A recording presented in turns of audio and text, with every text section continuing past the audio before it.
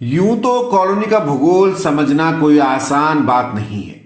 छोटी सी जगह है, गलियां तो एक बार को गिनी जा सकती हैं, पर मजाल क्या कि कोई यह बता सके कि कॉलोनी में कितने राजमहल हैं, अर्थात कितने कमरे हैं। अच्छे से अच्छा भूगोलवेत्ता या सांख्यिकी विद भी गश खाकर गिर पड़े। लिंगानुपात पूरी तरह से लड़कों के पक्ष में है। बहुत थोड़ी सी लड़कियां हैं और उनमें से ज्यादातर वे जो स्थानीय निवासी अपने परिवार के साथ यहां रहते हैं। और अर्थव्यवस्था, उसका तो कहना ही क्या। अर्थव्यवस्था के कई आधारों को पहचाना जा सकता है, लेकिन यह तो भारत का वित्त मंत्री भी नहीं बता सकता कि किस मुख्य आधार पर कॉलोनी की अर्थव्यवस्था टिकी हुई है। आप किसी भी बिल्डिंग में घुस जाइए, कदम कदम पर तरह तरह की खुशबुओं और बदबुओं से आपका स्वागत हो सकता है। खाना पकाने की खुशबू, शराब की मदहोश कर देने वाली खुशबू, कचरे की बदबू, सिगरेट की महक आदि को तो पहचाना जा सकता है, पर कभी कभी आपका सामना ऐसी महक से भी हो सकता है जिसे कोई माय का लाल भी ना पहचान सके। भारतीय दर्शन शास्त्र में निर्गुण ब्रह्म को मानने वाले ब्रह्म को अनिर्वचनीय मानते हैं। गूंगे का गुण की महसूस तो कर रहे हैं, पर बता नहीं सकते कि क्या है, तो ऐसी महक से भी सामना हो सकता है। यहां की हवा ही कुछ ऐसी बावरी है कि बैठे हुए कुत्ते के आसपास मुर्गियां घूमती रहती हैं।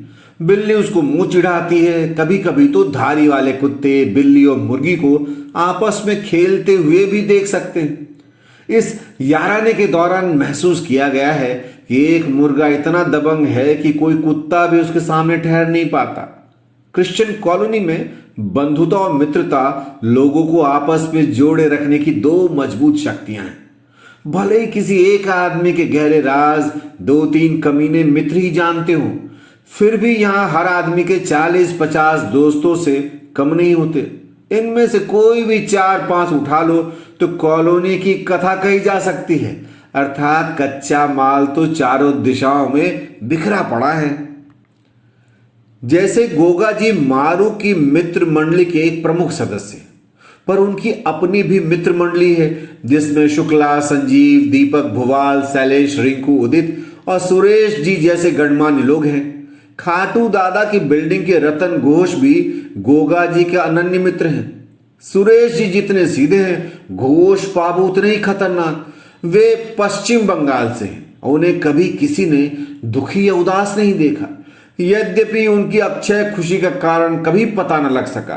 कुछ अनुमान जरूर है, लेकिन विवादित होने के कारण कोई कहता नहीं है। सुरेश जी बेचारे दक्षिण भारत से, बेचारे इसलिए क्योंकि सीधे साधे आदमी हैं। कॉलोनी की अपनी एक अलग ही भाषा है। अगर कोई किसी को बेचारा कहे तो इसका मतलब कि वह सीधा साधा आदमी है। मारू ने जीवन में पहली बार किसी आदमी के संदर्भ में सुना कि वह तो गाय है गाय, और जांच करने पर बिल्कुल सही भी पाया था। यहां तक कि कॉलोनी में कुछ देशज मुहावरे और कहावतें भी हैं, जैसे मैदान मार लिए हैं या बिल्लियां मार ली है का अर्थ है लड़की पट गई है। तो रतन घोष और सुरेश जी जैसे मित्रों के अलावा कुछ मित्र कॉमन भी होते हैं। खासकर मारू के लिए सभी मित्र कॉमन है। मित्र मंडली चाहे किसी की भी हो, पर मारू के मित्र सभी हैं। कॉलोनी में किसी मित्र का बर्थडे मनाने के लिए एक रात पहले ठीक 12 बजे बर्थडे बॉय के अन्य साथी केक लेकर उसके कमरे पे पहुंचते हैं। बधाइयां देने के बाद सभी लोग नीचे आ जाते हैं और चाय का एक दौर रात में ही होता है। मारू और उसके मित्र शायद ही कोई कवि सम्मेलन छोड़ते हो। ऐसे कार्यक्रमों की जानकारी हो तो पूरी कोशिश की जाती है कि उसमें जाया जाए। उदित नारायण, कुमार विश्वास और सोनू निगम जैसे गायकों, कवियों को कई कई बार सुना गया है। एक और खास बात यह है कि कॉलोनी के बाहर ऑक्सीजन और कॉलोनी के अंदर बकचोदी आदमी की जीवन शक्ति का काम करते हैं। फिर भी कॉलोनी में रहने वाले विद्यार्थी कई तरफ से मार खाते हैं। राणा सांगा के वंशज बने हुए हैं, घायल भी हैं पर बहादुर भी। समय के थपेड़ों को सहते हुए ये लोग हर तरफ से परेशान हैं। छोटे छोटे कमरे हैं और इन्हीं कमरों में ये लड़के जी तोड़ परिश्रम करते हैं। दुनिया के इतिहास, भूगोल और वैश्विक अर्थव्यवस्था की चर्चाएं यहाँ आम चर्चाएं हैं। जॉर्ज बुश, बराक ओबामा से लेकर व्लादिमीर पुतिन के कार्यकालों का पूरा ऑपरेशन होता रहता है। एंडीज, रॉकीज, आल्प्स और हिमालय पर खूब चढ़ाई होती है।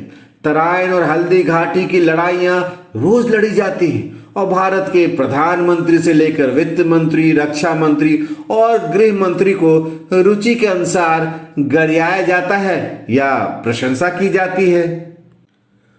कॉलोनी के अंदर जाने के 3-4 रास्ते हैं। एक रास्ता है कॉलोनी के ऐतिहासिक पेड़ के सामने वाली पतली गली से। गली के दोनों तरफ 2 दुकानें हैं। बाएं हाथ पर परवीन की दुकान और दाएं हाथ पर स्नैक्स की दुकान। गली पतली जरूर थी, लेकिन पक्की और चमकदार टाइलों से बनी थी। जब दिल्ली में मेट्रो का आगमन हुआ था तो दिल्ली वाले गर्व से फूले न समाये। कॉलोनी की यह पतली गली कभी कॉलोनी की मेट्रो होने का सुख भोग चुकी है, इसलिए कुछ लोग इसे मेट्रो गली भी बोल देते हैं। अंदर की ओर बढ़ने पर दोनों तरफ स्टेशनरी, फोटोस्टेट, किताबों की दुकानें, चाय की दुकानें मिल जाएंगी। इसके अंदर घुसने पर आपको कंप्यूटर टाइपिंग करते हुए ब्रिज महोदय दिख जाएंगे। संजीव सर की स्टेशनरी की दुकान और गुल्लू भाई की फोटोस्टेट की प्रसिद्ध दुकानें इसी गली में है। छोटी सी इस गली के बाएं कोने पर कभी एक छोटा सा पीसीओ हुआ करता था, पर जब मोबाइल भाई साहब का आगमन हुआ तो उस पीसीओ का राम नाम सत्य हो गया। मरहूम पीसीओ के सामने अर्थात दाएं कोने पर एक छोटी सी ऐतिहासिक महत्व की चाय की दुकान है, जो पहले यहाँ की बहुचर्चित कामेश्वर की चाय की दुकान हुआ करती थी।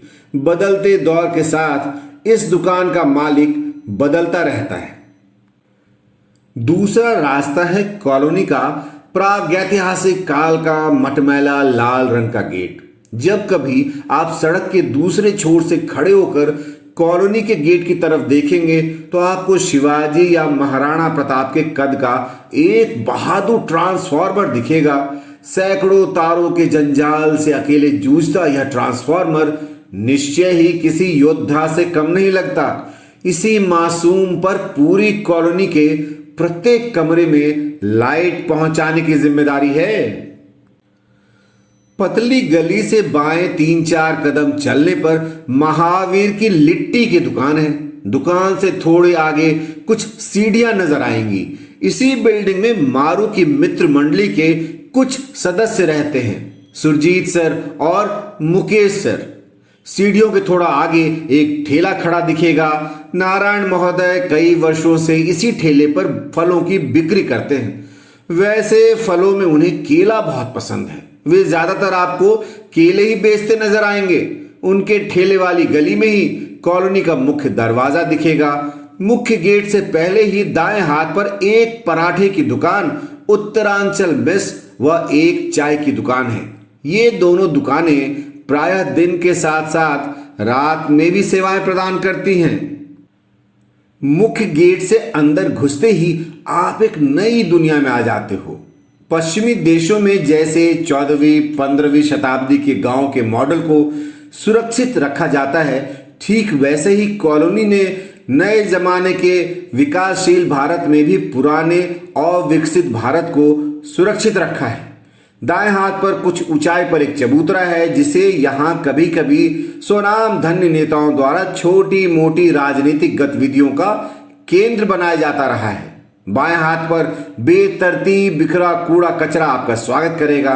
मात्र 10 कदम चलने पर बाएं हाथ पर एक पतली गली कटती है। गली की शुरुआत में ही दाएं हाथ पर एक छोटी सी दुकान है। इस दुकान का भी अपना एक इतिहास है। कभी यहाँ पंडित जी की प्रसिद्ध मिस हुआ करती थी, कभी बोतल बंद पानी की दुकान तो कभी मोबाइल की दुकान। बहुत हलचल भरी जगह है यह। इसी से सटकर चाय की एक दुकान है, सुनील चाय की दुकान। इस ऐतिहासिक दुकान ने कॉलोनी में पली बड़ी कई पीढ़ियों को देखा है। पहले कभी सुनील और सुशील कॉलोनी में प्रवेश की पतली मेट्रो गली में हुआ करते थे, लेकिन बाद में वे दोनों भाइयों ने इस दुकान को अपना केंद्र बनाया। जानकारों का मानना है कि सुनील व सुशील ने ही चाय की इस दुकान को ऐतिहासिकता प्रदान की है।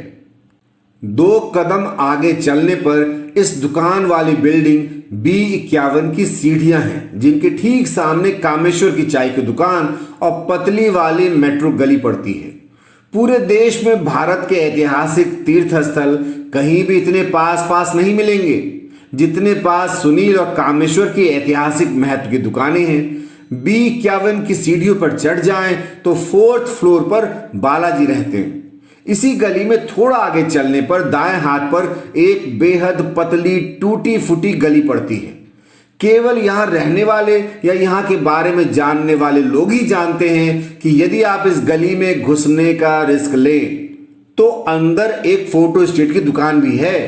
वैसे तो यह पतला गलियारा बड़ी बड़ी बिल्डिंगों के बीच छोड़ी गई थोड़ी सी जगह भर है, लेकिन यह कॉलोनी का विराट स्वरूप ही है जिसने इस जगह को गली होने का गौरव प्रदान किया है। थोड़ा और आगे जाने पर मुख्य गली खत्म हो जाती है और ठीक सामने अपेक्षाकृत एक नई दुकान है जहां रोजमर्रा की जरूरत का सामान मिल जाता है। इस दुकान के पास ही बाएं हाथ पर एक बोर्ड लगा दिखाई देगा, स्टूडेंट्स मेंस पार्लर। यद्यपि यहां कब आदमी स्टूडेंट की उम्र को बहुत पीछे छोड़ देता है इसका पता नहीं लगता, फिर भी वर्षों से सैलून का नाम स्टूडेंट्स मेंस पार्लर ही है। कॉलोनी का मुख्य सैलून है। शौकीनों के लिए, इंटरव्यू या परीक्षा देने वालों के लिए या आशिकों को तैयार करने की जिम्मेदारी इसी सैलून पर होती है।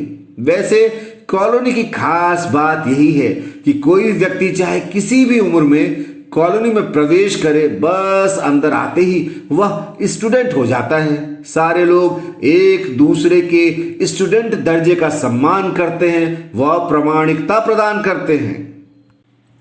अभी आप सुन रहे थे एपिसोड 5 संजीव कुमार गंगवार द्वारा लिखी कहानी B15B 4th फ्लोर मेरी यानी विकास वनित झा की आवाज में। आगे की कहानी के लिए सुनते रहें बुक ऑडियो।